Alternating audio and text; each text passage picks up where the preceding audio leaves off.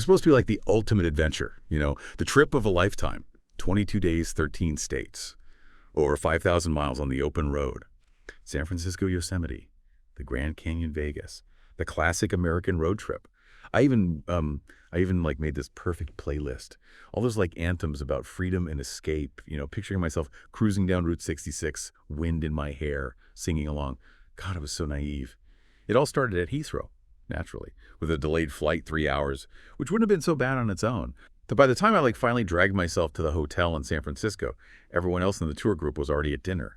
Missed that initial bonding thing. Great start, right? The next morning, I finally met the rest of the group. A mixed bag of 12 people from all over, mostly Brits and Aussies. We were introduced to our chariot, this minibus that was going to be our home for the next 3 weeks. Fantastic. We did all the San Francisco tourist stuff. Fisherman's Wharf for those loud sea lions, the Golden Gate Bridge from afar. Honestly, the thing that really sticks in my mind is standing in line at In-N-Out Burger, totally bewildered by this whole animal-style thing. Back then, that burger felt like a revelation. Now, just another greasy pit stop on the road to nowhere.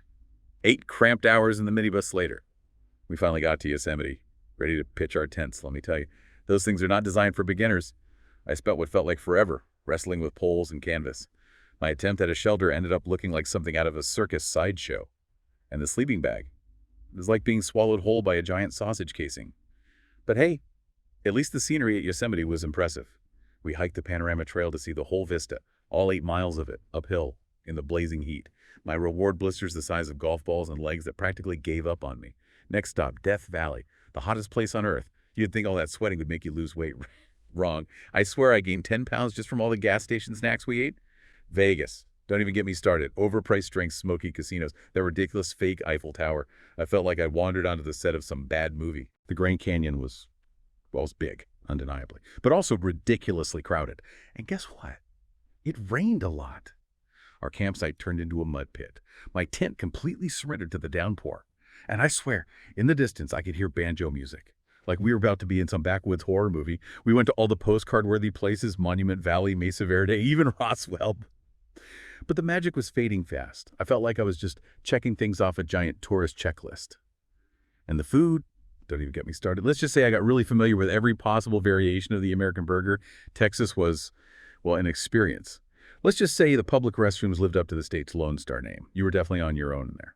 On the plus side, I found Taco Cabana in Texas. See, there were some good parts, or at least they seemed good at the time. Now just another greasy memory. New Orleans. The Big Easy. More like the Big Greasy if you ask me. Bourbon Street was sensory overload. Sticky floors. Throngs of people. Guys in giant chicken costumes trying to sell you beads. I felt suffocated. We did find some cool jazz clubs on Frenchman Street. Drank hurricanes till dawn. And had those sugar-coated things they called beignets. Back then, it felt like I was living the dream. Now, just another blurry night, fueled by too much to drink and this desperate need to feel something, anything.